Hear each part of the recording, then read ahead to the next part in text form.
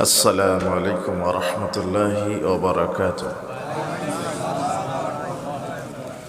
إن الحمد لله وحده والصلاة والسلام على من لا نبي بعده. فأعوذ بالله من الشيطان الرجيم. إن الدين عند الله الإسلام.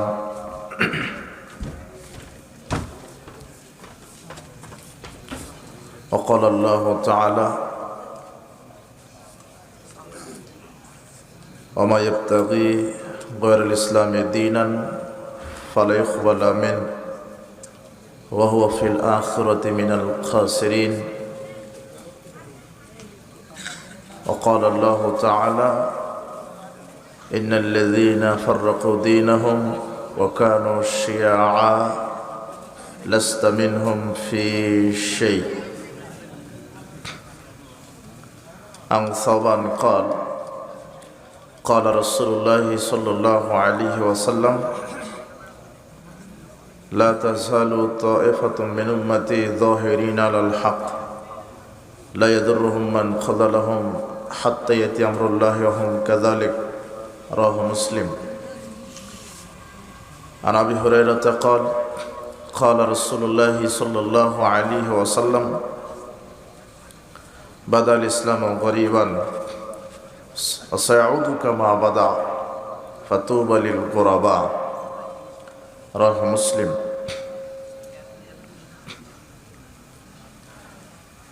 নবিয়াবাদ শান্তিনগর নুরানি হাফেজিয়া মাদ্রাসা ও ইয়েতিমখানার উদ্যোগে আয়োজিত বার্ষিক ইসলামী সম্মেলনের সম্মানিত সভাপতি, সহসভাপতি, প্রধান অতিথি, বিশেষ অতিথিবৃন্দ, আমার সামনে উপস্থিত মুসলিম দিনী ভাই, প্রাণপ্রিয় ছাত্র যুবক ভাইরা, পর্দার আড়ালের মা এবং বোনেরা, আমরা সর্বপ্রথম আল্লাহ সুবহানাহু ওয়া তাআলার শুকরিয়া আদায় করছি যে আল্লাহ সুবহানাহু ওয়া তাআলা আমাদেরকে সুস্থ রেখে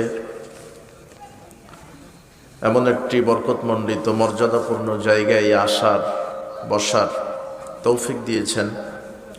কোরআন এবং সহিহ হাদিস থেকে আমাদেরকে আলোচনা করার তৌফিক দিয়েছেন, আলোচনা শ্রবণ করার তৌফিক দিয়েছেন। আল্লাহ সুবহানাহু ওয়া তাআলার শুকরিয়া আদায় করছি। আমরা সকলেই বলছি আলহামদুলিল্লাহ। দরুদ ও সালাম আমাদের নবী, শেষ নবী মুহাম্মদ সাল্লাল্লাহু আলাইহি ওয়াসাল্লামের জন্য।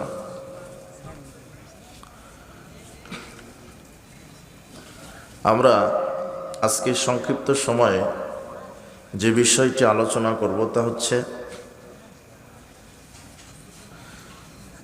ফেরকাবন্দির আড়ালে প্রকৃত দ্বীন ইসলাম। ইসলাম বনাম ফেরকাবন্দি উল্লেখিত বিষয় আমরা কোরআন এবং সহিহ হাদিসকে সামনে রেখে আলোচনা করার চেষ্টা করব ইনশাআল্লাহ। আসলে মানুষ এখন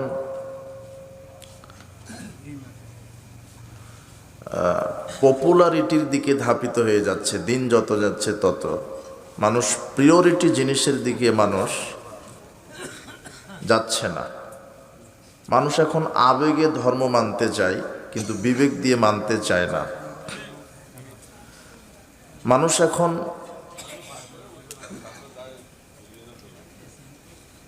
আবেগ দিয়ে সবকিছুকে মূল্যায়ন করতে চাচ্ছে।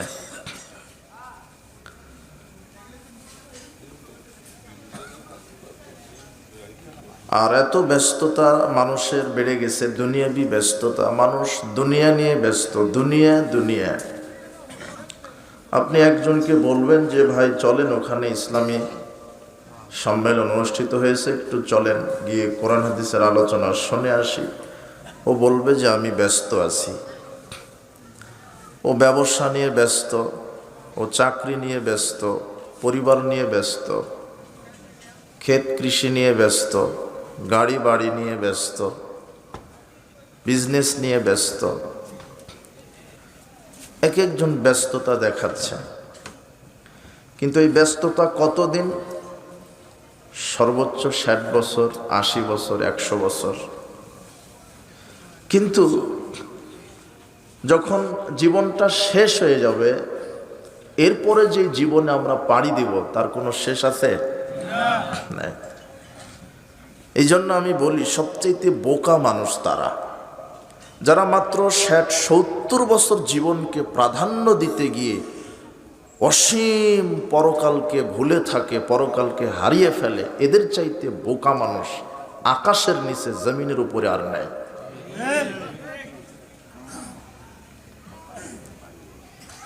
আল্লাহ সুবহানাহু ওয়া তাআলা বলছেন, ফাম্মা মান তাগা, যে ব্যক্তি সীমা লঙ্ঘন করলো, ওয়াসারাল হায়াতাদ দুনিয়া, যে ব্যক্তি সীমা লঙ্ঘন করলো আর দুনিয়ার জীবনকে প্রাধান্য দিল, পরকালকে ভুলে থেকে যারা দুনিয়াবী জীবনকে প্রাধান্য দিল, ফাইন্নাল জাহিমা হিয়াল মাওয়া, আল্লাহ কোরআন মাজিদে ঘোষণা করে দিলেন তাদের থাকার জায়গা জাহান্নাম। যে ব্যক্তি সীমা লঙ্ঘন করলো, ইসলাম থেকে মুখ ফিরিয়ে দুনিয়ার দিকে মুখ নিবন্ধন করলো, দুনিয়াকে পূজা করলো, দুনিয়াতে তার যশ খ্যাতি বিজনেস গাড়ি বাড়ি খেল তামাশা নিয়ে ব্যস্ত থাকলো, গান বাজনা মাদকতা আড্ডা জেনা ব্যভিচার জুয়াচুরি নিয়ে ব্যস্ত থাকলো, দুনিয়া দুনিয়া দুনিয়ার জন্য যারা দুনিয়া করলো, ওয়াসারাল হায়াতাদ দুনিয়া, যে ব্যক্তি দুনিয়ার জীবনকে এইভাবে প্রাধান্য দিবে, ফাইন্নাল জাহিমা হিয়াল মাওয়া, আল্লাহ বলছেন বিচারের মাঠে তার থাকার জায়গা হবে জাহান্নাম। ওয়াম্মা মান খাফা মাকাম রাব্বিহি ওয়া নাহান নাফসা আনিল হাওয়া, আর যে ব্যক্তি পরকালকে প্রাধান্য দিয়ে পরকালে আল্লাহর সামনে দণ্ডায়মান হওয়ার ভয়ে কোরআন এবং হাদিসকে মূল্যায়ন করলো, ওয়া নাহান নাফসা আনিল হাওয়া, নিজের প্রবৃত্তিকে খারাপ কাজ থেকে বাঁচিয়ে রাখলো আল্লাহকে ভয় করে, যে ব্যক্তি দুনিয়ার মোহকে ত্যাগ করলো, যে ব্যক্তি দুনিয়ার নাজ নিয়ামত দুনিয়াকে পায়ের নিচে কবর দিয়ে আল্লাহকে ভয় করে, আল্লাহর সামনে দাঁড়ানোকে ভয় করে, যারা পরকালকে প্রাধান্য দিয়ে দুনিয়াতে সালাত সিয়াম হজ যাকাত তাসবিহ তাহলিল পরকালকে প্রাধান্য দিয়ে যারা ইসলামকে নিজের জীবনে পালন করলো, ফাইন্নাল জান্নাতা হিয়াল মাওয়া, আল্লাহ বলছেন তার থাকার জায়গা হবে পরকালে জান্নাত। কত মানুষ কত ব্যস্ততা দেখাচ্ছে, সবাই ব্যস্ত, ইসলামকে মূল্যায়ন করতে চাচ্ছে না। মানুষ দুনিয়ার দিকে ধাবিত হয়েছে, দুনিয়ার গাড়ি বাড়ি ভালো লাগে, নাজ নিয়ামত ভালো লাগে, আর শয়তান দুনিয়াকে মানুষের উপরে এমনভাবে উপস্থাপনা করেছে যে মানুষ পরকালকে ভুলে থাকছে। রাসূল সাল্লাল্লাহু আলাইহি ওয়াসাল্লাম বলছেন, শোনো, ওয়াল্লাহি আল্লাহর কসম, লাল ফাকরু আখশা আলাইকুম, তোমরা যে ফকির হয়ে যাবে এই ভয় আমি করি না, ওয়ালাকিন আখশা আলাইকুম আন তুবসাতাদ দুনিয়া, বরং আমি ভয় করি দুনিয়া তোমাদের উপরে তুলে ধরা হবে। দুনিয়ার সোনারৌপ্য মুক্তা মাণিক্য অশ্লীলতা বেহায়াপনা সুদ ঘুষ জেনা ব্যভিচার দুনিয়ার এই চাকচিক্য এই মোহ এই সৌন্দর্য আলিশান বাড়ি গাড়ি নেতৃত্ব পদবি এগুলি তুলে ধরা হবে। আর এর পিছনে যারাই দৌড়াবে তারাই দৌড়াতে দৌড়াতে গিয়ে জাহান্নামে পড়ে যাবে। তোমরা ধ্বংস হবে যেমন তোমাদের পূর্ববর্তী মানুষ ধ্বংস হয়েছিল। গুটি কয়েক মানুষ ইসলামকে মেনে চলবে। আল্লাহ বলছেন ওয়াকালিলুম মিন ইবাদিয়াশ শাকুর, আল্লাহর কৃতজ্ঞ বান্দাবান্দির সংখ্যা নগণ্য, কম, অল্প অল্প মানুষ ইসলামের দিকে ধাবিত হবে। আল্লাহ সুবহানাহু ওয়া তাআলা বলছেন ইন্নাদ-দীনা ইনদাল্লাহিল ইসলাম, আল্লাহর নিকটে মনোনীত দিন হচ্ছে ইসলাম। ওয়া মা ইয়াবতাগি গায়রাল ইসলামি দীনান ফালা ইকবালা মিনহু ওয়া হুয়া ফিল আখিরাতি মিনাল খাসিরিন। আর যে ইসলাম ব্যতীত অন্য কোনো মতবাদ, ইজম, নীতি, তরিকা, ধর্ম মানবে, তার নিকট থেকে আমি বিচার মাঠে কিছু কবুল করব না, সে বিচার মাঠে ক্ষতিগ্রস্তদের অন্তর্ভুক্ত হবে। আবু হুরায়রা রাদিয়াল্লাহু আনহু বলছেন, রাসূল সাল্লাল্লাহু আলাইহি ওয়াসাল্লাম বলেছেন, বাদাল ইসলামু গরীবান, ইসলাম কম সংখ্যক লোকের উপরে এসেছিল। ওয়া সাউদু কামা বাদা, কম সংখ্যক লোকের কাছে ইসলাম ফিরে যাবে। ফাতুবা লিল গুরাবা, এই কম সংখ্যক লোক তারাই কোরআন এবং হাদিস সার্বিক জীবনে মেনে চলবে। আর রাসূল সাল্লাল্লাহু আলাইহি ওয়াসাল্লাম বলছেন, এই কম সংখ্যক লোকের জন্য আল্লাহ জান্নাতে তুবা নামক গাছের সুসংবাদ দিয়েছেন। এদের জন্য জান্নাতে তুবা নামক গাছের সুসংবাদ। সাওবান রাদিয়াল্লাহু আনহু বলেন, রাসূল সাল্লাল্লাহু আলাইহি ওয়াসাল্লাম বলেছেন, লা তাযালু তায়ফাতুম মিন উম্মতি যাহিরিনা আলাল হক লা ইয়াদুররুহুম মান খাযালাহুম হাত্তা ইয়াতি আমরুল্লাহি ওয়া হুম কাযালিক। রাসূল সাল্লাল্লাহু আলাইহি ওয়াসাল্লাম বলছেন, কিয়ামত পর্যন্ত আমার উম্মতের মধ্যে একটি দল হকের উপরে চিরকাল বিজয়ী থাকবে। এই অবস্থায় তাদের উপরে কিয়ামত চলে আসবে, পরিত্যাগকারীরা তাদের কোনো ক্ষতি করতে পারবে না। ওইভাবেই তাদের উপরে কিয়ামত কায়েম হবে। চিরদিন আমার উম্মতের মধ্যে একটি দল কিয়ামত পর্যন্ত হকের উপরে বিজয়ী থাকবে। আল্লাহ সুবহানাহু ওয়া তাআলা বলছেন, ওয়া মিম্মান খালাকনা উম্মাতুন ইয়াহদুনা বিল হক ওয়া বিহি ইয়াদিলুন। আল্লাহ বলছেন সূরা আরাফের 181 আয়াতে, আমার সৃষ্টির মধ্যে একটি দল হকের উপরে থাকবে। আল্লাহ বলছেন একটি দলের কথা। কয়টি? একটি দল। রাসূল সাল্লাল্লাহু আলাইহি ওয়াসাল্লাম বলছেন কিয়ামত পর্যন্ত আমাদের উম্মতের মধ্যে একটি দল হকের উপরে থাকবে। কয়টি? একটি।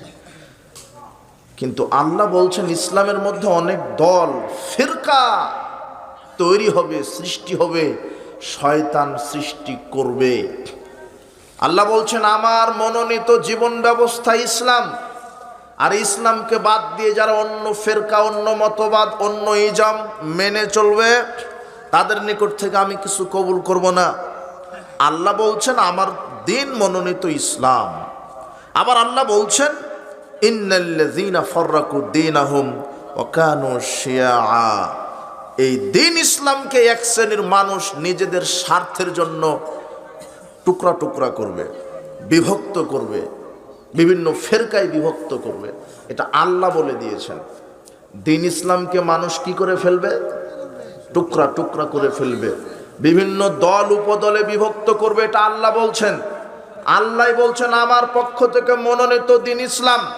আবার আল্লাহ বলছেন এই ইসলামকেই মানুষ খণ্ড বিখণ্ড করে দিবে, বিভিন্ন ফেরকায় বিভক্ত করবে। কিন্তু আল্লাহ আবার বলছেন খণ্ড যতই হোক, এই সব খণ্ডের মধ্যে, সব দল উপদলের মধ্যে কিয়ামত পর্যন্ত কয়টি দল হকের উপরে থাকবে? একটি। আল্লাহ সব বলে দিচ্ছেন। সূরা ইমরানের মধ্যে বলছেন আমার মনোনীত দিন ইসলাম। আবার ইমরানের মধ্যে, সূরা ইমরানের মধ্যে বলছেন ইসলামকে বাদ দিয়ে যারা অন্য কোনো দল, অন্য কোনো মতবাদ, অন্য কোনো ইজম, অন্য কোনো ধর্ম মানবে, তাদের নিকট থেকে আমি কিছু কবুল করব না। আবার আল্লাহ বলছেন আমার মনোনীত দিন ইসলাম। কিন্তু সূরা আনামের 159 আয়াতে বলছেন মানুষ শয়তানের প্ররোচনায় পড়ে এই ইসলামকেই বিভিন্ন দলে দলে কি করে ফেলবে? ভাগ করে ফেলবে। আবার আল্লাহ বলছেন ইসলাম যত দলেই ভাগ হোক, মিম্মান খালাকনা উম্মাতুন ইয়াহদুনা বিল হক, চিরদিন হকের উপরে থাকবে একটি মাত্র দল। কয়টি দল? একটি দল। রাসূল সাল্লাল্লাহু আলাইহি ওয়াসাল্লাম হবু এই কথাই বলেছেন আব্দুল্লাহ ইবনে আমর রাদিয়াল্লাহু আনহু বলছেন, রাসূল সাল্লাল্লাহু আলাইহি ওয়াসাল্লাম বলেছেন, লা ইয়াতিয়ান্না উম্মতি মা তাআলা বানি ইসরাইল, আমার উম্মতের ওই অবস্থা হবে যে অবস্থা বানি ইসরাইলের হয়েছিল। হাজওয়ান নাআল বিন নাআল, যেমন দুই পায়ের জুতা মানুষের সমান, ইহুদি খ্রিস্টান যেমন হবে মুসলমানেরা তেমন হবে। হাত্তাইন কানা মিনহুম মান আতা উম্মাহু আলানিয়া, যদি বানি ইসরাইলরা তাদের মায়ের সাথে জেনা করার মতো পাপ করে থাকে, লা কানা ফি উম্মতি মা ইয়াসনাউ যালিক, তাহলে মুসলমানেরাও মায়ের সাথে জেনার মতো পাপ করবে। তার একটা পাপ সুদের পাপ। রাসূল সাল্লাল্লাহু আলাইহি ওয়াসাল্লাম বলছেন, দিরহামু রিবা ইয়াকুলহু রাজুল ওয়া হুয়া ইয়ালাম আসাদ্দু মিন সিত্তাতি সালাসিনা জিনিয়াতান, কোন পুরুষ ব্যক্তি যদি জেনে শুনে 1 দিরহামে 1 টাকা সুদ খায়, তাহলে 36 বারেরও বেশি জেনা করার মতো পাপ করল। রাসূল সাল্লাল্লাহু আলাইহি ওয়াসাল্লাম বলছেন, আর রিবাউ সাবুনা জুজান, সুদের পাপের 70টি স্তর আছে। আইসারুহা ইয়ানকাহ রাজুলুম মাহু, সবচেয়ে সুদের ছোট পাপ হলো নিজের মায়ের সাথে জেনা করা। তাহলে আল্লাহর নবী বলছেন, ইহুদিরা যদি মায়ের সাথে জেনা করে মুসলমানেরাও করবে। তো সুদের প্রতিষ্ঠাতাই তো ইহুদি। পৃথিবীতে সুদী অর্থনীতি তৈরি করেছে ইহুদিরা। আর ইহুদিদের অর্থনীতি আপনি মেনে নেন। আপনি হাজী সাহেব হওয়ার পরও ব্যাংকের সাথে লোনের ব্যবসা করেন, আপনি আবার আহলে হাদিস দাবি করেন। কথা বুঝেন না? ও মনে করেছে শুধু রাফালাই দেয়, পায়ের সাথে পার জোরে আমিন মেরে দিলে খাঁটি আহলে হাদিস। কিন্তু জম্মের সুদখোর, গাঁজাখোর, বিড়িখোর, সিগারেটখোর, জর্দাখোর। কথা বুঝেন নি মনে? ও হলো আহলে মুনাফিক। কোন বিড়িখোর, সিগারেটখোর, জর্দাখোর, ঘুষখোর, চোর, দুর্নীতিবাজ আহলে হাদিস হতে পারে না। ও টাটকা আহলে মুনাফিক একটা। জোরে আমিন বলবে সালাতে, আর বেটিকে ল্যাংটা করে শিক্ষা সফরে পাঠাবে, ও হলো আহলে মুনাফিক। জোরে আমিন বলবে সালাতে, রাফালে দেন করবে সালাতে, আর বউকে মার্কেটে পাঠাবে, ঈদের বাজার করতে পাঠাবে, হলো মুনাফিক। ও মনে করেছে শুধু আমিন খাঁটি আহলে হাদিস। কথা বুঝেননি মনে হয়? আহলে হাদিসকে যে সার্বিক জীবনে পবিত্র কোরআন এবং সহিহ হাদিসের নিঃশর্ত অনুসারী, সেই হলো খাঁটি আহলে হাদিস। যে ব্যক্তিগত জীবনে মানবে কোরআন হাদিস, পারিবারিক জীবনে মেনে চলবে, অর্থনৈতিক জীবনে মেনে চলবে, শিক্ষা জীবনে মেনে চলবে, সামাজিক জীবনে মেনে চলবে, রাজনৈতিক অঙ্গনে যে মেনে চলবে, এই হলো খাঁটি আহলে হাদিস। কিন্তু আমি শুধু মানি সালাতে, কিন্তু ব্যবসা করি দুর্নীতির টাকায়, ব্যবসা করি সুদের টাকায়, ব্যবসা করি ব্যাংক থেকে লোনের টাকায়, ও আহলে হাদিস না, ও আহলে হলো মুনাফিক একটা। রাসূল সাল্লাল্লাহু আলাইহি ওয়াসাল্লাম বলছেন, ইহুদি খ্রিস্টান যদি মায়ের সাথে জেনা করে, তাহলে মুসলমানেরাও মায়ের সাথে জেনা করবে। তার একটা সুদের পাপ। যেই সুদের সাথে জড়িত, সে মায়ের সাথে জেনা করার সাথে জড়িত। এ কথা মুহাম্মদ সাল্লাল্লাহু আলাইহি ওয়াসাল্লাম বলছেন। আমার কি দোষ হলো? আব্দুল্লাহ ইবনে আব্বাস রাদিয়াল্লাহু আনহু বলছেন, রাসূল সাল্লাল্লাহু আলাইহি ওয়াসাল্লাম বলেছেন, ইজা জারা ফি কারিয়াতিন কাত, ইজা জারা ফি কারিয়াতিন রিবা ওয়াজ জিনা, যখন কোনো এলাকায় 2টা পাপ প্রকাশ পাবে, একটা হলো সুদের পাপ আর একটা হলো জেনার পাপ, পরকীয়ার পাপ। নিজের স্বামী থাকার পরও আরেকজন পুরুষের সাথে যেই স্ত্রী জেনা করবে, নিজের স্ত্রী থাকার পরও আরেকজন মহিলার সাথে যেই পুরুষ জেনা করবে, এরা হলো জেনাকার, জেনাকারিনী। এরা জেনাকারিনী। আল্লাহর নবী বলছেন, যেই গ্রামে, যেই এলাকায়, যেই দেশে 2টা পাপ প্রকাশ পাবে, 1 সুদের পাপ, 2 জেনার পাপ, জাহারাল ফাকরাল মাসকানা, ওই দেশ, ওই এলাকার মানুষ একদিন না একদিন ভিক্ষুক হবেই, মিসকিন হবেই। এই কথা মুহাম্মদ সাল্লাল্লাহু আলাইহি ওয়াসাল্লাম বলছেন। সুদখোর একদিন না একদিন ভিক্ষা করে খাবে, এই কথা মুহাম্মদ সাল্লাল্লাহু আলাইহি ওয়াসাল্লামের কথা। ও খাবে, না হলে তার ছেলে খাবে, না হলে তার বংশের কেউ ভিক্ষুক হবেই। এটা আল্লাহ বলছেন, ইয়ামহাকুল্লাহুর রিবা, আমি সুদকে সংকুচিত করে দিয়েছি, ধ্বংস করে দিয়েছি। যে সুদ খাবে সেই ধ্বংস হবে, এই কথা আল্লাহ বলছেন। আল্লাহর নবী বলছেন, যে ব্যক্তি জেনায় লিপ্ত হবে সে একদিন না একদিন ধ্বংস হবেই। তার প্রমাণ তুমি আজকে দেখো আমেরিকার ক্যালিফোর্নিয়া শহর, লস অ্যাঞ্জেলেস দেখো, ওটা হচ্ছে জেনার শহর। ওখানে নায়িকা, নর্তকী, গায়িকা, বাদ্যযন্ত্র, মাদক সেবন করা হয়।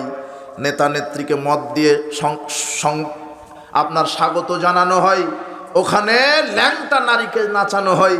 আর আল্লাহর নবী বলছেন, যে এলাকায় ল্যাংটা নারী জেনা গান বাজনা হয় সেখানে আল্লাহ গজব নাজিল করেন। তার নগদ প্রমাণ হলো আমেরিকা। তো তোমাকে যখন ধরবে তখন আর ছাড়বে না। যখন জালেমকে আল্লাহ সময় দেন, 2-1 মিনিট, 2-1 বছর, 15-20 বছর, 40 বছর। ফেরাউনকে দিয়েছিলেন 400 বছর। কত বছর? 400 বছর। ফেরাউন কোনোদিন ভাবেইনি যে আমার ওই নদীতে ডুবে মরা লাগবে। তোমার নেতা ভাবেইনি আমাকে কলার পাতাতে শুয়ে থাকতে হবে। তোমার নেতা নিরপরাধ মানুষকে মিথ্যা সাক্ষী দিয়ে ফাঁসি দিয়ে ঝুলালো। ও ভাবেইনি যে আমার শেষ স্থান হলো কলার পাতা। ও ভাবেইনি যে আমাকে দাড়ি চেঁচে পালিয়ে যেতে হবে। ও ভাবেইনি। কথা বুঝেননি মনে হয়? এরা তো, এটা হচ্ছে জালেমের বিচার। জালেমের 2 বার বিচার হয়, দুনিয়াতেই হবে, পরকালে একটা হবে। আল্লাহর নবী বলছেন, ইন্নাল্লাহা লা ইউমলিল যালিম, আল্লাহ জালেমকে সময় দেন।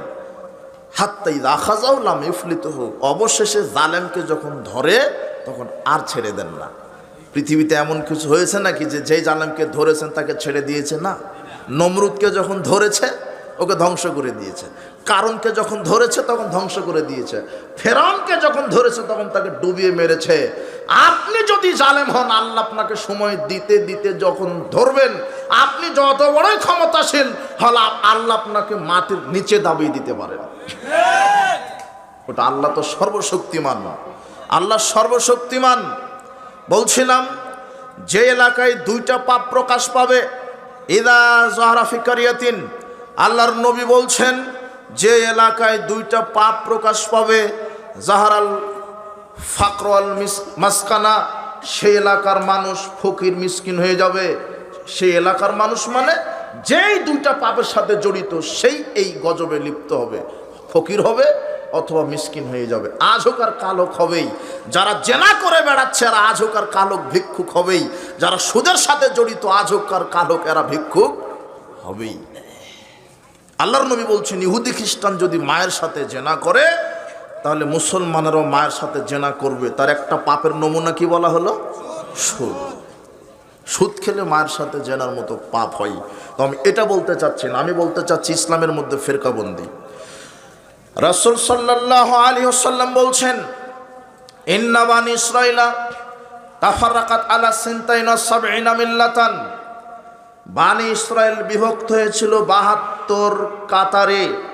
ওয়া তাফতারিকু উম্মতি আলা 73 মিল্লাতান, আর মুসলমান বিভক্ত হবে 73 কাতারে। মুসলমান কত কাতার? 73। কুল্লুহুম ফিন্নার, 72 কাতার মুসলমান জাহান্নামে চলে যাবে। ইল্লা মিল্লাতান ওয়াহিদাতান, আর 1 কাতার মুসলিম জান্নাতে যাবে। সাহাবীগণ জিজ্ঞাসা করলেন, আল্লাহর নবী, মান হে ইয়া রাসূলুল্লাহ, সেই 1 কাতার কারা? তখন আল্লাহর নবী বলছেন, মা আনা আলাইহি ওয়াসহাবি, আমি এবং আমার সাহাবী যার উপরে আছি তার উপরে থেকে যারাই জীবন পরিচালনা করবে তারাই বিচারের মাঠে সরাসরি জান্নাতে চলে যাবে। সুবহানাল্লাহ। তাহলে মুহাম্মদ সাল্লাল্লাহু আলাইহি ওয়াসাল্লাম এবং সাহাবায়ে কেরাম কোরআন এবং সহিহ হাদিসের উপরে ছিলেন। তো আপনি যদি কোরআন এবং সহিহ হাদিসের উপরে থাকেন, তো কোরআন এবং সহিহ হাদিস শুধু মানবেন কি সালাতে, সিয়ামে, হজ করতে গিয়ে, উমরা করতে গিয়ে? জি না। কোরআন এবং হাদিস মানতে হবে, সালাতেও যেভাবে মানবেন, সিয়ামেও যেভাবে মানবেন, হজ করতে গিয়ে যেভাবে মানবেন, অর্থনীতিতেও ওইভাবে কোরআন হাদিস মানতে হবে, শিক্ষানীতিতেও মানতে হবে, রাজনীতিতেও ওইভাবে কোরআন হাদিস মানতে হবে। কিন্তু এদেশের অধিকাংশই মুনাফিক। এরা সালাত আদায় করে আল্লাহর বিধানে আর রাজনীতি করে ইহুদি খ্রিস্টানের বিধানে। তোমার দাড়ি টুপিওয়ালা এরাও লেগে গেছে চেয়ারের ধান্দাতে। এরা তো আর বুঝতে পারেনি ধর্ম কি, তাওহীদ কি। আমি আবার আর একটা বক্তব্য শুনে অবাক হলাম যে আসলে কি মাথায় বিদ্যা বুদ্ধি আছে নাকি। চেয়ারের কত লোভ। ও বলছে আমার কাছে ধর্ম, বর্ণ, দল সবার নিচে, মানবতা সবার উপরে। তাহলে ওকে আবার ক্লাস 1-এ ভর্তি হওয়া লাগবে, হয়ে আবার রাজনীতি শিখতে হবে। আর আরে সবার উপরে ধর্ম আগে, দিন আগে, ইসলাম আগে, তারপরে মানবতা, তারপরে দল, তারপরে ধর্ম, তারপরে বর্ণ, তারপর অন্য কিছু, আগে আমার কাছে আমার ইসলাম সবচাইতে বড়। কি করে এই কথা বলা যায়? কি করে সম্ভব এই কথা বলা যায়? মানবতা কাকে বলে? মানবতা দল শিখাবে, বর্ণ শিখাবে? আর মানবতা তো শিখাবেই ধর্ম ইসলাম। আগে নাকি মানবতা তারপরে ধর্ম। বেকুব কোথাকার। আবার ক্লাস 1-এ ভর্তি হতে হবে, কড়া আমার ভাষা এরকমই হয়, তবে কথা তো সত্য।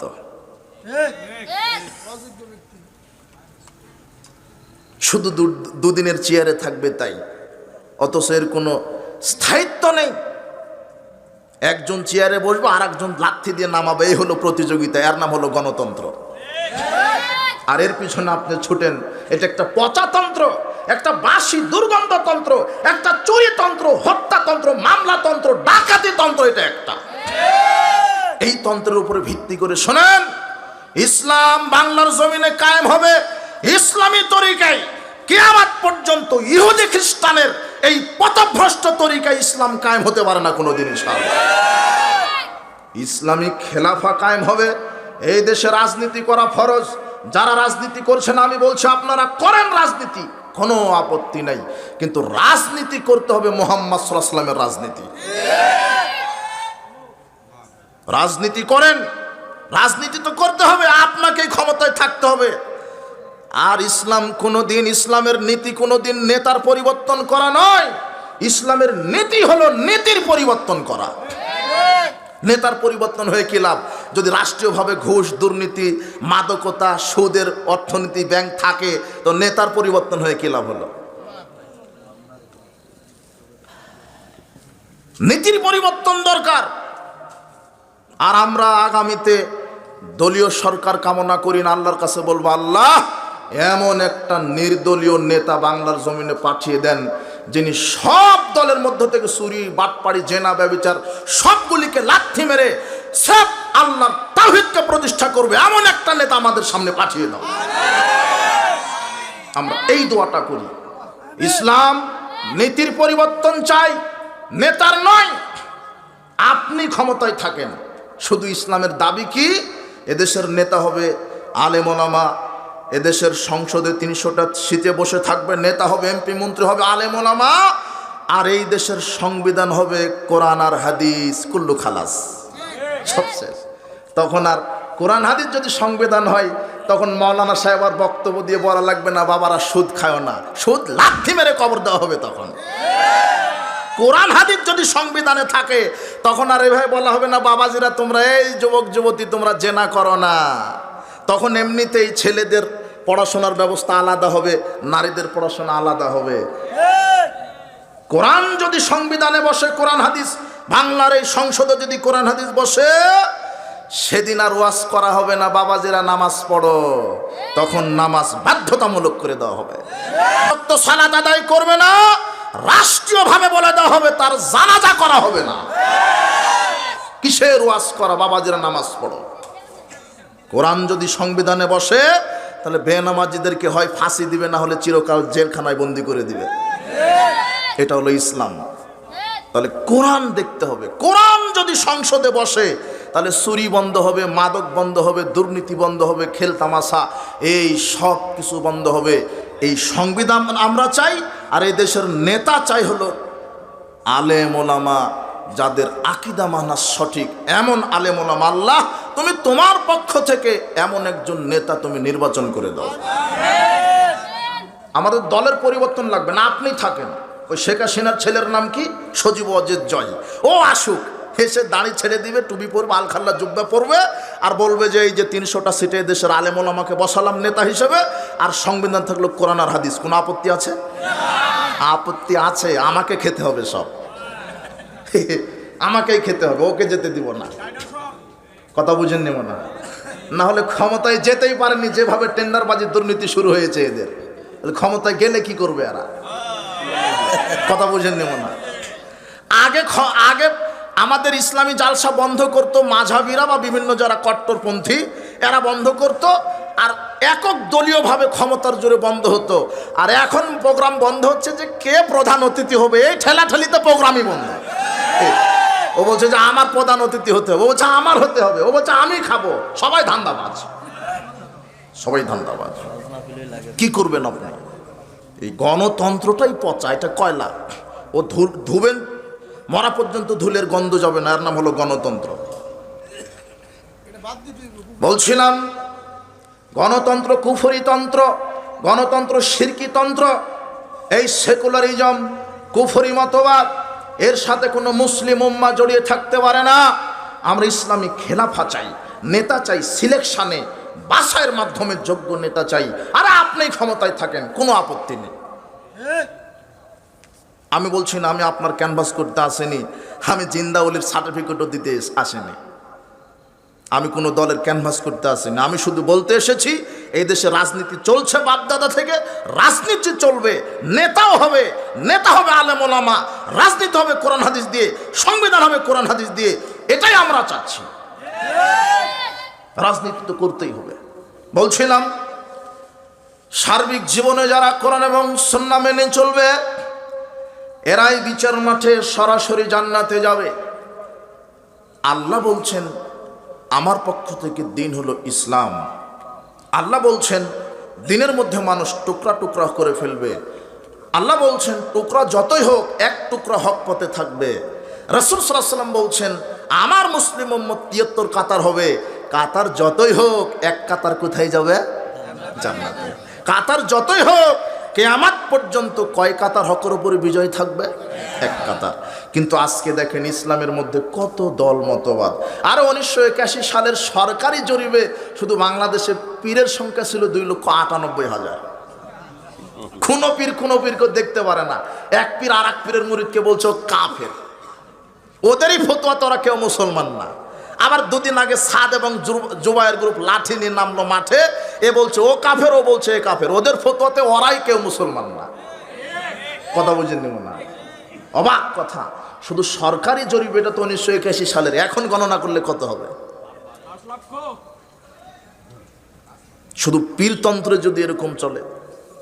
এরপরে আছে খারেজি, শিয়া, মুরজিয়া, মুতাজিলা, জাহামিয়া, জাবরিয়া, ইসমাইলা, মাতরুদিয়া, মুআত্তিলা, মাযহাবের নামে হানাফি, শাফি, মালিকি, হাম্বলি।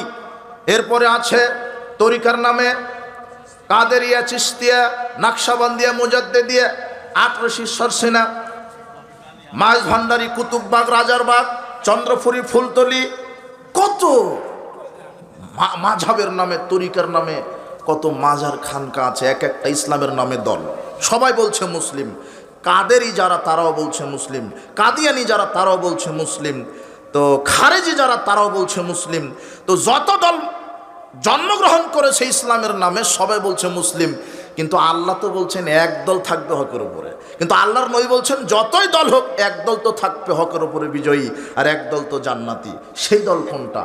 সেই দল হলো ওই দল, ওই দলের নাম বলা হয়নি, শুধু বলা হয়েছে বৈশিষ্ট্যের কথা। বৈশিষ্ট্য কি? যারা সালাতে কোরআন হাদিস মানবে, রাজনীতিতেও যারা কোরআন হাদিস মানবে, যারা সিয়ামে মুহাম্মাদের তরিকা মানবে, যারা রাজনীতিতেও মুহাম্মাদের তরিকা মানবে, তারাই হচ্ছে কিয়ামতের মাঠে সরাসরি জান্নাতি দল।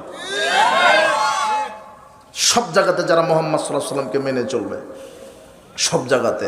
কিন্তু অধিকাংশ মানুষই মুনাফিক, সালাত আদায় করে রাসূলের তরিকায়, কিন্তু ব্যবসা করছে শয়তানের তরিকায়, রাজনীতি করছে কুফরি মতবাদে, আবার সালাত আদায় করছে ব্যক্তির দোহাই দিয়ে, বাপ দাদার দোহাই দিয়ে, অন্য দলের দোহাই দিয়ে। আরে বেটা, বাপ দাদা কিসের দোহাই চলবে? একজন মানুষের, তার নাম মুহাম্মদ সাল্লাল্লাহু আলাইহি ওয়াসাল্লাম। বাপ দাদা আবার এখানে কি? এগুলো হচ্ছে এক একটা দল। আবার এই যে টঙ্গীর মাঠ নিয়ে মারামারি, তাবলিগ জামাত ওজত বলছে যে ওই মাঠ আমি দখল, এই মাঠ আমি দখল। আবার বলছে যে টঙ্গীর মাঠে গেলে হজর নাকি হয়ে যাবে। হয় কি করে? ইসলামের নামে কত ফেরকাবন্দি চালু হয়েছে মানুষকে ধোঁকা দেওয়ার জন্য। বিশ্বাস করেন, যারা মাদক খায়, জেনার সাথে জড়িত, সুদ ঘুষ দুর্নীতির সাথে জড়িত, যারা মানুষ হত্যার সাথে জড়িত, যারা চুরি দুর্নীতির সাথে জড়িত, এদের কাছে শয়তান নেই। কেন? এদের কাছে শয়তান বিজয় হয়েছে। শয়তান আছে শুধু টুপি দাড়িওয়ালার ভিতরে। কি করে এদের সালাত ছেম ইবাদতকে নষ্ট করা যায়, এই ধান্দায় শয়তান ইসলামের ভিতরে ঢুকে গেছে। একজন সালাত আদায়কারী সালাতকে কিভাবে নষ্ট করবে, সিয়াম পালনকারী সিয়ামকে কিভাবে নষ্ট করবে, কোরআন তেলাওয়াতকারী কোরআন তেলাওয়াত কিভাবে নষ্ট করবে। কেন? মদখোরের কাছে শয়তান থেকে কি লাভ? যে মদ খাচ্ছে ও তো শয়তান। কথা বুঝেন নি মনে হয়? যে নারীর সাথে জেনায় লিপ্ত আছে ওর কাছে শয়তানের কি লাভ? শয়তান জেনাকারের কাছে 1 সেকেন্ড থাকলে শয়তানের 1 সেকেন্ডই ক্ষতি, লস।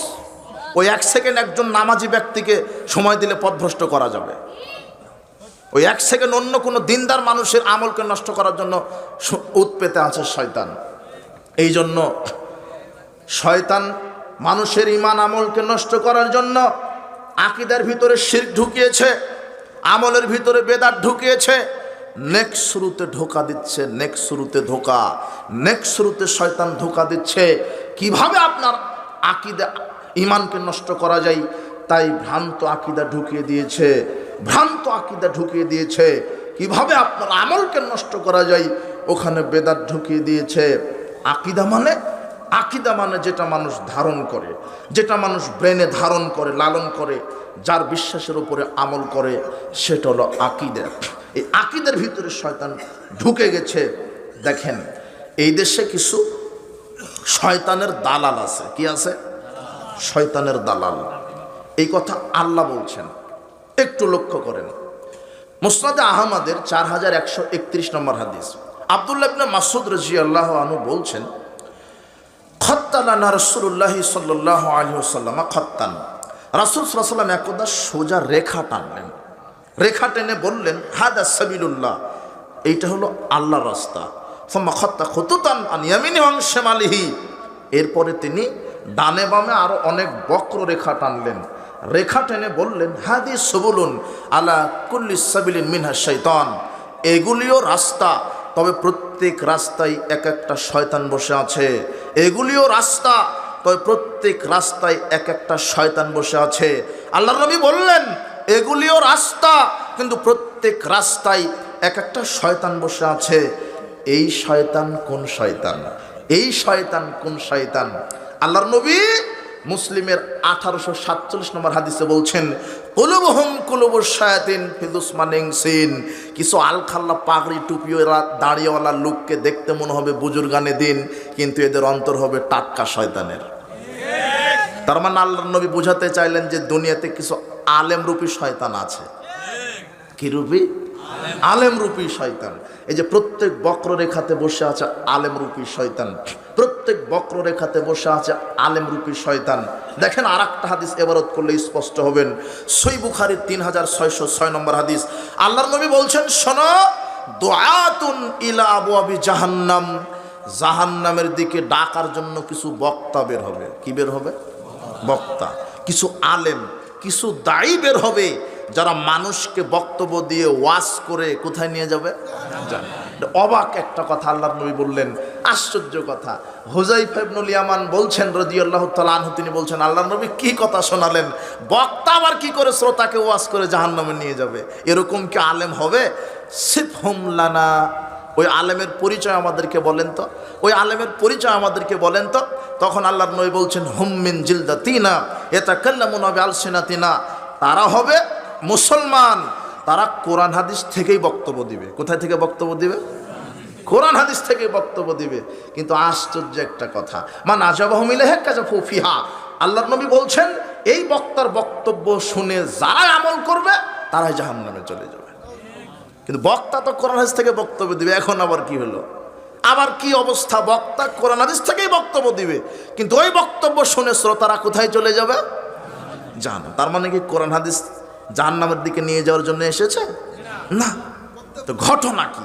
ঘটনা হলো এই, আল্লাহ নিজে বলছেন সূরা বাকারার 26 নম্বর আয়াতে, ইউদিল্লু বিহি কাসীরা ওয়া ইয়াহদি বিহি কাসীরা, আল্লাহ বলছেন এই কোরআন পড়েই বহু মানুষ পথভ্রষ্ট হবে, এই কোরআন পাঠ করেই বহু মানুষ হেদায়েত পাবে।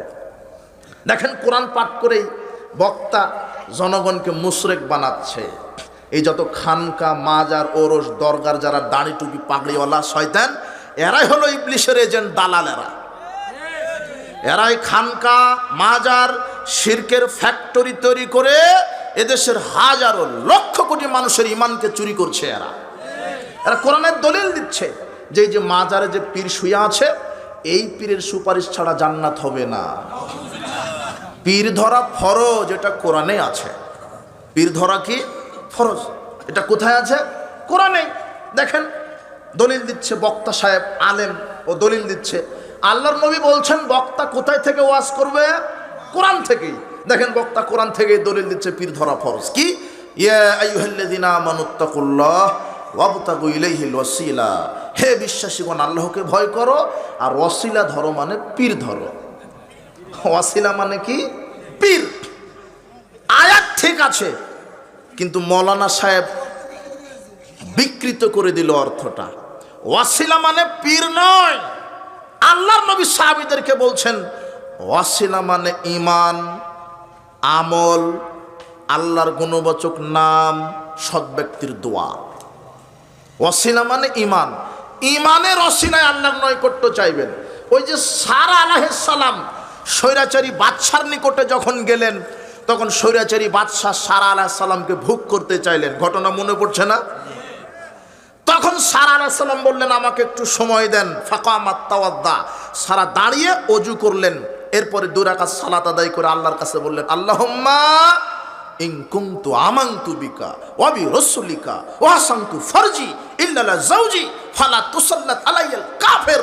আল্লাহ, আমি যদি তোমার উপরে ঈমান এনে থাকি, তোমার রসুলের উপরে ঈমান এনে থাকি, আর আমার সতীত্ব আমার স্বামী ব্যতীত সবার নিকট থেকে যদি হেফাজত করে থাকি, তাহলে কাফেরের উপরে তুমি আমাকে বিজয় করো, আমার সতীত্বকে তুমি রক্ষা করো। এই যে দেখেন সারা আলাইহিস সালাম পীরের উসিলাই ক্ষমা চাইলেন, বিপদ থেকে বাঁচতে চাইলেন, না ঈমানের উসিলাই আল্লাহর কাছে বাঁচতে চাইলেন? তাহলে ঈমানের উসিলাই কার কাছে বাঁচতে চাইতে হবে? আল্লাহর কাছে। আর ওসিলা মানে সৎ আমল, ঈমানও সৎ আমল। ওই যে 3 জন ব্যক্তি ঝড় বৃষ্টির কবলে পড়ে কোথায় লুকালো? গর্তে। উনজুর আমালান ইদ আমিলতুহু লিল্লাহি সলিহাতান, তখন তারা পরস্পরকে বলছে শোনো আমাদের জীবনে কি কি সৎ আমল ঘটে গেছে, তার উসিলায় আল্লাহর কাছে আমরা একটু সাহায্য চাই, যদি আল্লাহ সাহায্য করেন। তখন একজন বলল আল্লাহ আমি বৃদ্ধ পিতা মাতার খেদমত করতাম। আর একজন বলল আল্লাহ আমি ওই আমার চাচাতো বোন ছিল, আমি তাকে ভোগ করতে চেয়েছিলাম, তোমাকে ভয় করে ভোগ করিনি। আর একজন বলল আল্লাহ আমি দিনমজুরি নিয়েছিলাম, তাকে তো পারিশ্রমিক দিয়েছিলাম, আরও তার পারিশ্রমিক আমি খাটিয়ে খাটিয়ে গরু রাখাল তাকে দিয়েছিলাম, শুধু তোমাকে খুশি করার জন্য। এই 3 জন আমরা যদি সৎ আমল করি শুধু তোমাকে খুশি করার জন্য, এই সৎ আমলের উসিলেই তুমি আমাদেরকে বিপদ থেকে বাঁচিয়ে দাও। আল্লাহ তাদের পাথর সরিয়ে তাদেরকে বাঁচিয়ে দিলেন। কি ওরা কি পীরের উসিলাই বাঁচতে চেয়েছিল? কিসের উসিলাই? সৎ আমলের উসিলাই। যে পীরের মুরিদ হলে নাকি পাপ ক্ষমা করে দিবে পীর সাহেব। ওই যে পতিতালার নারী কুকুরকে পানি দান করালেন, পীর ক্ষমা করেছিল পতিতালার পাপ না আল্লাহ? তো যে আল্লাহ পতিতালার নারী পাপ ক্ষমা করতে পারে, সেই আল্লাহ আমাকে ক্ষমা করবে না? এখন আপনাকে এই যে শয়তান ইবলিশের দালাল এরা বলছে যে না পীরের মুরিদ হতে হবে, পীরের কাছে সাহায্য চাইতে হবে। এদেশে একটা পীর আছে মায়েস ভান্ডারী পীর, এদেশে একটা পীর আছে 8 রশির পীর। 8 রশির পীর বলছে জান্নাতে শুধু মুসলিম কেন, মুচি মেথর চাড়াল সবাই যাবে, হিন্দু খ্রিস্টান সবাই চলে যাবে জান্নাতে, যার যে ধর্ম মেনে চলো তাই। এখন দেখবেন 8 রশি পীরের মাজারে হিন্দুরাও খাসি মানত করে গিয়ে, মানে এটা ব্যবসা। কি করে পেট বাঁচাইয়ে রাখতে হবে, ফতোয়া যেটাই হোক, ও জান্নাত জাহান্নাম পরে, আগে পেট বাঁচাতে হবে। কথা বুঝেননি মনে হয়? আর মায়েস ভান্ডারী পীর ওই শতবর্ষের আলোকে, যুবক তোমরা একটু পড়ো, মায়েস ভান্ডারী পীর শতবর্ষের আলোকে একটা বই আছে, এদেশেই পাবে তুমি। 160 পৃষ্ঠাতে একটা ঘটনা লেখা আছে। ওখানে লেখা আছে হলো এই যে মায়েস ভান্ডারী পীরের মুরিদ চট্টগ্রাম রাঙ্গুনিয়া কোদালা পাহাড়ে কাঠ কাটতে গেছে। মায়েস ভান্ডারী পীর দরবার শরীফ চট্টগ্রামে, চট্টগ্রাম থেকে ওই জঙ্গলের বনের দূরত্ব 48 কিলোমিটার, 2 কিলো কম 50 কিলোমিটার। এই জঙ্গলে মায়েস ভান্ডারী পীরের মুরিদ কাঠ কাটতে গেছে। কাঠ কাটতে কাটতে দেখছে তার সামনে একটা বিশাল বড় বাঘ তাকে খাওয়ার জন্য ধেয়ে আসছে। তখন মায়েস ভান্ডারী পীরের মুরিদ বলছে ইয়া গাউসুল আজম সাইয়ান লিল্লাহ, হে পীর সাহেব আপনি আমাকে বাঁচান। তখন মায়েস ভান্ডারী পীর ওই সময়েই দরবার শরীফের লোটা নিয়ে অজু করতেছিলেন। তো 48 কিলোমিটার দূরের মুরিদের এই আওয়াজটা পীর সাহেবের কানে ভেসে চলে এসেছে। তখন পীর সাহেব অজু করা বাদ দিয়ে লোটাটা বাঘের পিঠ বরাবর ফেলে দিয়েছেন। 48 কিলোমিটার দূরে গিয়ে লোটাটা বাঘের পিঠে লেগে বাঘ পালিয়ে গেল অথবা মারা গেল, আর মুরিদ উদ্ধার হয়ে গেল। এটা যে নগদ লেখা আছে। তার মানে এরা মুরিদদেরকে আকীদা শেখাচ্ছে যে বিপদে পড়লে সাহায্য আল্লাহর কাছে নয়, কার কাছে? পীরের কাছে। কথা বুঝেননি? এই হলো শয়তানের দালাল। কে? এই পীর মানেই শয়তানের দালাল। পীর মানে ইসলামে কিছু নেই। আর আমি যারা পীরের মুরিদ হয় এদেরকে বলেছি এরা হলো বলদ, এরা অরিজিনাল বলদ। পীর যা বলে তাই বলছে যে আমার স্ত্রী পেটে বাচ্চা হচ্ছে না, বলছে আমার পেশাব খাওয়াই দে বাচ্চা হয়ে যাবে। ও তাই খাওয়ায়, পানের পিক খাওয়াই দে বাচ্চা হয়ে যাবে। অবাক কথায় কেমন বলো। এদের বুদ্ধি জ্ঞান, এদের ব্রেনের উপরে শয়তান পেশাব করে দিয়েছে এরা। আচ্ছা, পীর সাহেব 100 বছর আগে মারা গেছে, আর আব্দুল কাদের জিলানী বাংলাদেশে কোনোদিন আসেনি। ওর নামে কত ভুয়া মাজার, ওখানে সেজদা করছে, গরু খাসি মানত করছে। শাহজালাল সিলেটি ভালো মানুষ না খারাপ মানুষ আল্লাহ জানে, তার নামে মাজার হলো। শাহজালাল সিলেটির মাজার আপনি 500 টাকা দিলেন, ও তো মারা গেছে 100 বছর আগে। একটা খাসি মানত করলেন, ও তো মারা গেছে 100 বছর আগে। তো মরা পীরকে খুশি করার জন্য মাজারে 500টা টাকা দিলেন, এটা নয় মেনে নিলাম, দিলেন ঠিক আছে, কিন্তু আপনি কি তদন্ত করেছেন টাকা খাইলো কে? দিলেন তো মরা পীরকে, দিলেন তো মরা পীরকে খুশি করার জন্য গরুটা মানত করলেন, নজর নেওয়াজ দিলেন, কিন্তু গরুটা খাইলো কে? কথা বুঝেননি মনে হয়। তার মানে আর আপনি অবাক হবেন, এদেশের বড় বড় গাঁজা ফ্যাক্টরিতে যত গাঁজা না পাবেন, ওই মাজারে তত বেশি গাঁজা পাবেন। তার মানে যারা মাজার খানকা ওরসে টাকা দেয়, গরু দেয়, এরা গরু বিক্রি করে টাকা দিয়ে গাঁজা কিনে কিনে খায়। এরা গাঁজা খাওয়ার ব্যবস্থা করে দেয় এরা। ওটাই নাকি ওদের বড় অনুষ্ঠান, ওরস শরীফ। ওরস শরীফ কি হয়? ওরস শরীফে গাঁজা টানা হয়, ওটা হলো ওরস শরীফ। এই জন্য হলো অরিজিনাল বলো। আরে আমি যে 500 টাকা দিলাম মরা পীরকে, তো 500 টাকা মরা মানুষ পাওয়ার হক বেশি রাখবে না জীবিত মানুষ? আমি মাজারে যে একটা কালো বা লাল চাদর জড়িয়ে দিলাম, ওটা কবরের উপরে মাজারের উপরে জড়িয়ে দেওয়া উত্তম হবে না একজন ওই যে রেল লাইনে এতিম বিধবা একজন বৃদ্ধ বৃদ্ধা শীত কাতুরে ঘুম হচ্ছে না, তার গায়ের উপরে কম্বলটা জড়ানো উত্তম হবে? কথা বুঝেননি মনে হয়? আপনি কবরের উপরে গিলাপ জড়ালেন কেন? গিলাপ তো জড়ানো লাগতো এতিম বাচ্চার গায়ের উপরে, যেখানে শীত কাতুরে কনকনে শীতে ঘুমাতে পারছে না। 500 টাকা দিয়ে একটা কম্বল কিনে জড়িয়ে দিতে পারতেন। একটা এতিম বাচ্চাকে যদি আপনি 500 টাকা 250 টাকা 300 টাকা দিয়ে একটা কম্বল কিনে গায়ে জড়িয়ে দিতে পারেন, আর এতিম বাচ্চা যদি একটু হাসি দেয়, তাহলে জান্নাত ওয়াজিব হয়ে যাবে। আপনি পীরের কাছে কেন গেলেন? ও কি করতে পারে? ও আরে কি হচ্ছে ও কি জানে?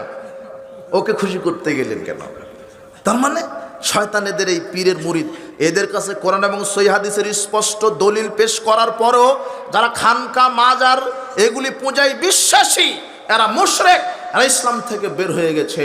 আল্লাহ তুমি এদেরকে হেদায়েত দান করো, সঠিক তাওহীদ বুঝার তৌফিক দান করো।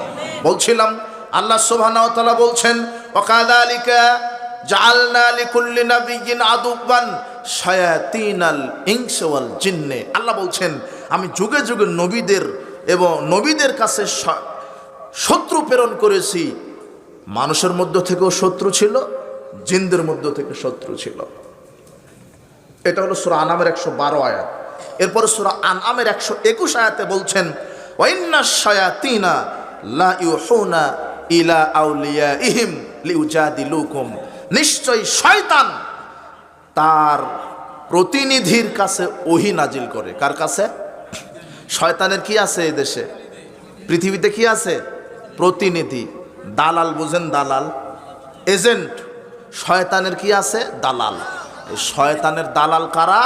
এই যে খানকা মাজার ওরসের ভণ্ড, এরাই হলো শয়তানের টাটকা দালাল। এরা কোরআন হাদিসের অপব্যাখ্যা করে মানুষকে পথভ্রষ্ট করে দিচ্ছে। আল্লাহর নবী বললেন বক্তা মাওলানা কোরআন থেকেই বক্তব্য দিবে। কথা বুঝেননি? এই যে কোরআন থেকে বলছে পীর ধরা ফরজ।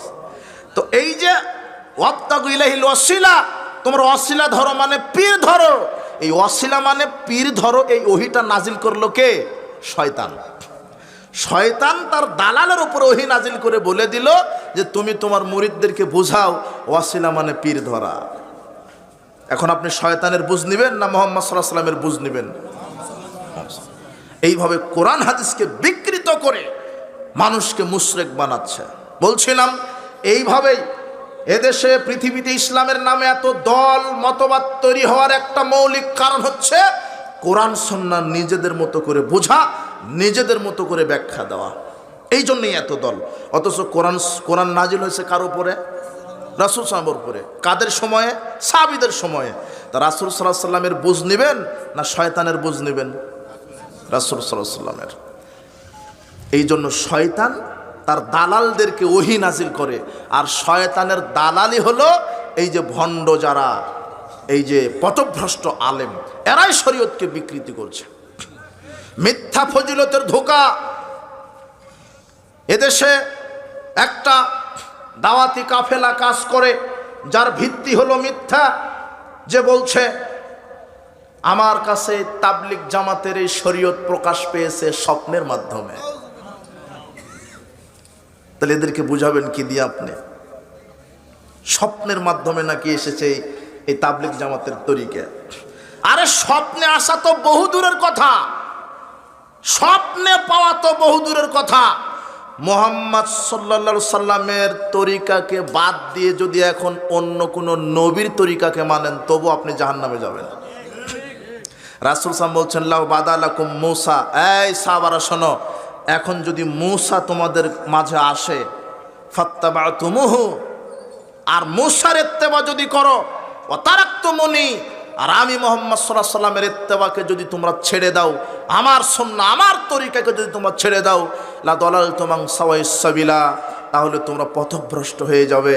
যেখানে মুহাম্মদ সাল্লাল্লাহু আলাইহি ওয়াসাল্লামের স্ট্যান্ডিং তরিকা সুন্নাহ দিন থাকতে পৃথিবীর অন্য কোন নবীর দিন তরিকা চলে না, পৃথিবীর অন্য কোন নবীর মতবাদ, অন্য কোন নবীর তরিকা চলে না, সেখানে স্বপ্নে পাওয়া পথভ্রষ্ট ভ্রান্ত তরিকা কি করে বাংলার জমিনে চলতে পারে? কি করে চলতে পারে? আপনি কাকে কি বোঝান? আরে মুহাম্মদ সাল্লাল্লাহু আলাইহি ওয়াসাল্লামের তরিকা থাকতে মুসার দিন চলছে না, মুসার তরিকা চলছে না। দিন বলা ভুল হলো, সব নবীর দিন একই, ইসলাম, কিন্তু তরিকা বিভিন্ন জনের বিভিন্ন ছিল।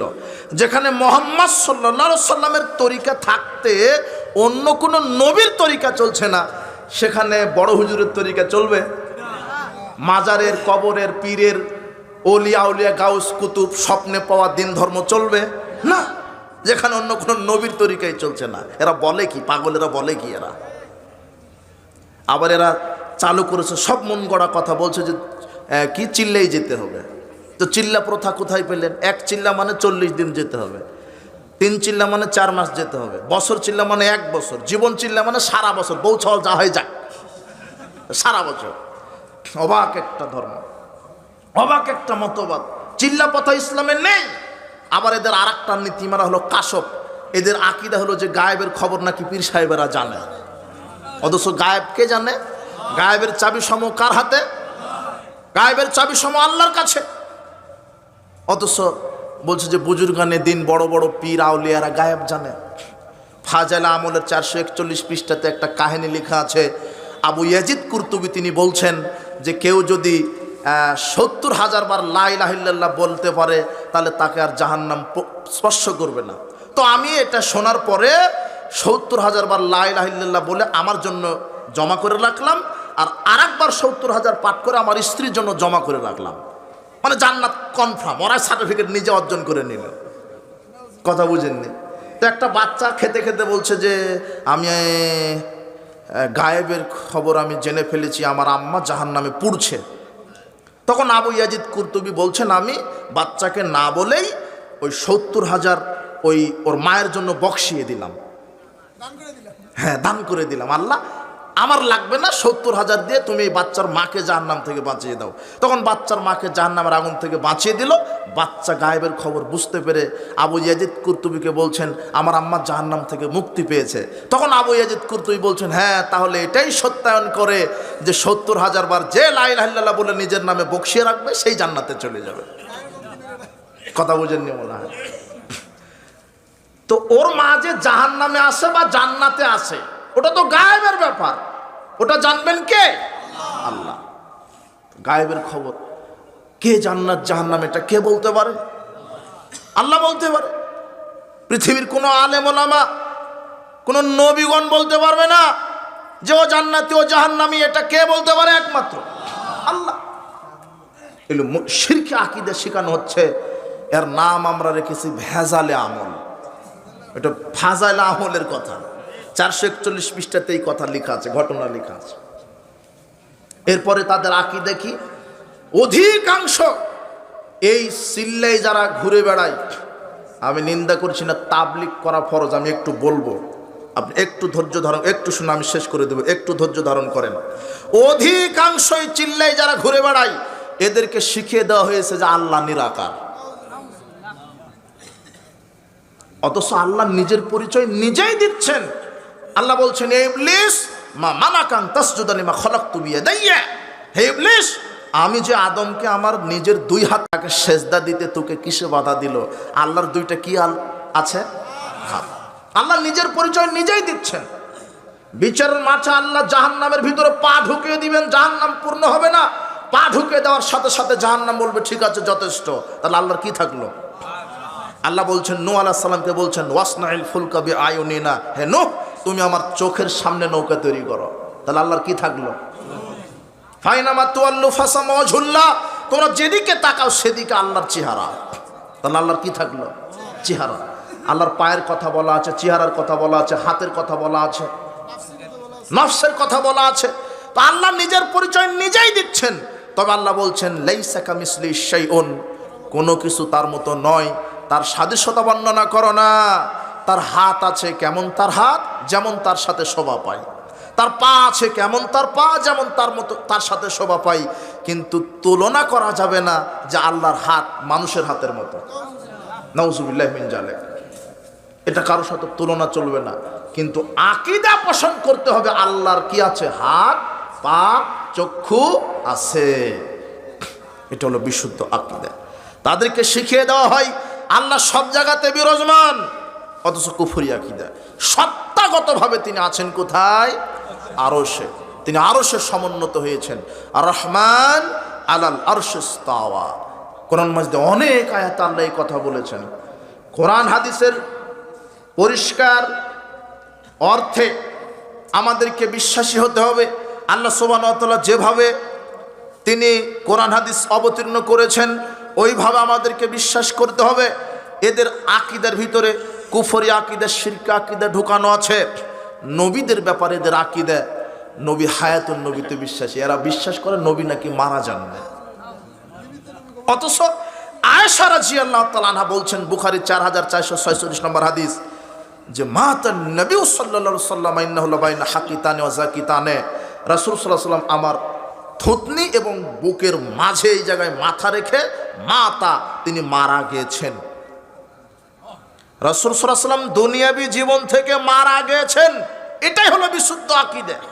যারা বলে যে না মরা নবী বলা যাবে না, জিন্দা নবী বলা লাগবে। আরে তিনি বারজাকি জীবনে, তিনি বারজাকি জীবনে জীবিত আছেন। তিনি বারজাকি জীবনে জীবিত আছেন। তিনি কেন, মুমিনেরা সবাই বারজাকি জীবনে জীবিত। ফেরাউনও জীবিত, ওকে সকাল সন্ধ্যা মুগুর দেওয়া হয়। তো মরা মানুষকে কি মুগুর দেওয়া হয়? আশ্চর্য কথা হলো। আল্লাহ বলছেন তোমরা শহীদদেরকে মৃত বলো না, আল্লাহ নিজে বলছেন। বরং তোমরা বলো তারা জীবিত, বরং তারা আমার নিকট থেকে রিজেক্ট প্রাপ্ত হয়। দুনিয়ার জীবন থেকে সবাই মারা গেছেন। যদি কেউ বলে যে না মারা যাননি, তাহলে মরবেন কখন আবার? তাহলে তো চিরঞ্জীব হয়ে গেল। কথা বুঝে নিব না। তো চিরঞ্জীব কে? তো আল্লাহ চিরঞ্জীব, মুহাম্মাদও চিরঞ্জীব। তাহলে তো মুশরিক হয়ে গেলেন। এই জন্য যারা হায়াতুন নবীতে বিশ্বাসী এরা অরিজিনাল মুশরিক। এরা অরিজিনাল মুশরিক। সাবধান, এই আকীদাদের ভিতরে আছে।